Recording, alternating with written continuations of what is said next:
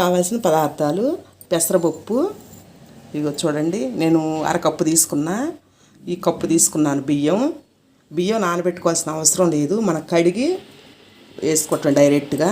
పంచదార 3/4 కప్పు తీసుకున్నాను, యాలుక్కాయలు, జీడిపప్పు, బాదం పప్పు, అవి కిస్మిస్లు, నెయ్యి మాత్రం ముఖ్యం కావాలి, నెయ్యి, కొంచెం సాల్ట్. ఇప్పుడు చేసుకుందాం కాల్సినందుకు. బాండి పెట్టుకొని పెసరపప్పు వేసుకోవాలి. మనం పెసరపప్పు అనేది దోరగా వేయించుకోవాలి, పచ్చివాసన పోయేదాకా మనం వేయించుకుంటే కలర్ మారిపోతుంటుంది. అడుగంటుకోకుండా స్లో మంటలో పెట్టుకొని మనం వేయించుకోవాలి. పెసరపప్పు బాగా నిండుగా రావాలి, ఇలా దోరగా వేయించుకోవాలి పచ్చివాసన పోయేదాకా, అయితేనే మనకి మంచి సువాసన వచ్చిద్ది. చూడండి ఇలాగా. ఇగో కప్పు బియ్యానికి కప్పున్నర వాటర్ యాడ్ చేసుకోవాలి. ఇలా మూత పెట్టుకొని ఎసురు కొంచెం తెరులుతుంటాయి. మనం ఈ లోపల బియ్యం రెడీ చేసుకుందాము. ఇప్పుడు మనం బియ్యం యాడ్ చేసుకున్నాము. మనకి ఎసురు కాగినాయి కదా,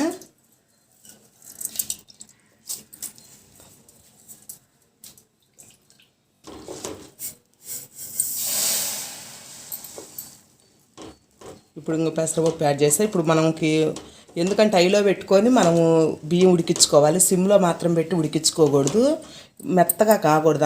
అన్నం ఎంత పొడిలాడుతుంటే మనకి అంత పర్ఫెక్ట్గా వచ్చిద్ది చక్కెర పొంగల్ అనేది. ఫ్రెండ్షిప్ సందర్భంగా నేను ఈ స్వీట్ చేస్తున్నాను, మీరు కూడా చూస్ చేసుకోండి. మా ఫ్రెండ్స్ మన ఇళ్ళకి వచ్చినా మనం ఒకరి ఇంటికి వెళ్ళినా బాగుంటుంది ఈ స్వీటు, చక్కగా చేసుకోవచ్చు. ఇప్పుడు మూత పెట్టుకున్నాము.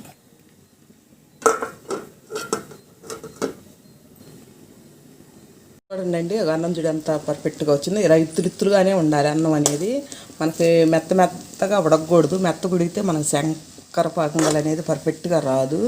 ఇలా ఎత్తులుగా ఉండాలి, అందుకని ఎసురు తక్కువగా పోసుకునేది. ఎందుకంటే పంచదార కరిగించుకునే పని లేకుండా నేను డైరెక్ట్గా పంచదార వేస్తున్నాను. మనం బెల్లం అనుకో కరిగి పెట్టుకోవాలి, ఎందుకంటే ఏదన్నా పీసులు అలా వస్తుందని. పంచదార అవసరం లేదుగా, ఆ నిమ్మకు ఇందులో కొంచెం ఉండిద్ది కదా, అందుకని చెప్పి నీరులాగా పంచదార కరిగిద్దని వేస్తున్నాను డైరెక్ట్గా.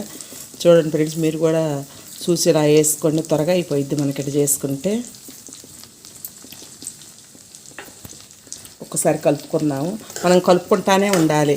ఇప్పుడు దాకా మనం ఐలో పెట్టి అన్నం ఉడికించుకున్నాము, మనం ఇప్పుడు సిమ్లో పెట్టుకోవాలి, ఎందుకంటే మనకి అడుగు అంటుకుంటుంది అనమాట. అడుగు అంటుకుంటే మళ్ళీ మనకు టేస్ట్ మారిపోయిద్ది.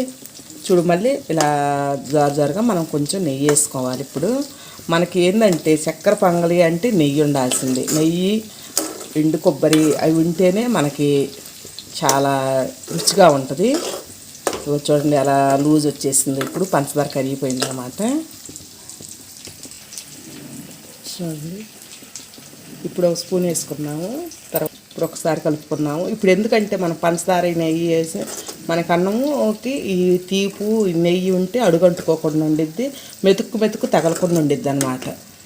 ఇప్పుడు దగ్గర పడినాక మనం ఇలా కలుపుకుంటానే ఉండాలి, మర్చిపోవద్దు. గుర్తుంచుకోవాల్సిన విషయం ఏంటంటే ఆ నీరుగా ఉందిలే అని చెప్పి మనం కొంచెం తాజాగా చేసామనుకో అడుగంటుకొని పోయిద్ది. మనం దగ్గరుండి ఎప్పుడు కలుపుతూ ఉండాలి. ఇప్పుడు మనం నెయ్యిలో కొబ్బరి వేయించుకున్నాం కదా, అవి ఇప్పుడు యాడ్ చేద్దాము. మనకి చక్కెర పొంగలంటేనే కొబ్బరి నెయ్యి ఎక్కువ కావాలి. ఒకసారి కలుపుకున్నాం అలాగా.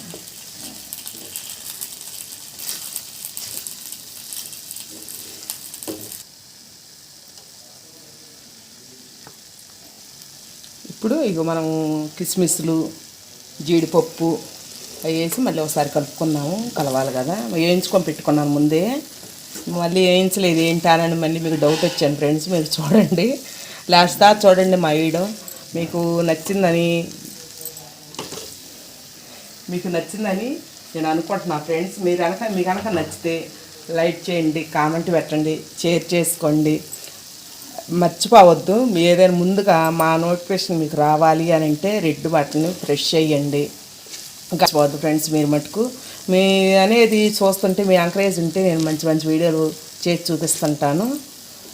చూడండి ఎంత పర్ఫెక్ట్గా వచ్చేసిందో. చక్కెర పొంగల్ చాలా ఈజీ అండి చేసుకోవటం, కానీ చూసే వాళ్ళకి చాలా కష్టం అనిపించింది. చూడు, అన్నం అనేది ఇలా పొడి పొడిలాడుతూనే ఉండాలి.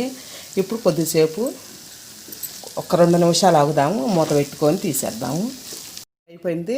ఎంత చక్కగా వచ్చిందో. నేను పంచదార డైరెక్ట్గా వేసాను, కరగబెట్టుకోకుండా. మీరు గుర్తుంచుకోవాలి, కొంతమంది కరగబెట్టేస్తాను, కరగబెట్టకుండా చేసినా కానీ చూడు ఎంత పర్ఫెక్ట్గా వచ్చిందో. మీరు కూడా చేసుకొని చాలా ఈజీగా ఉండిద్ది.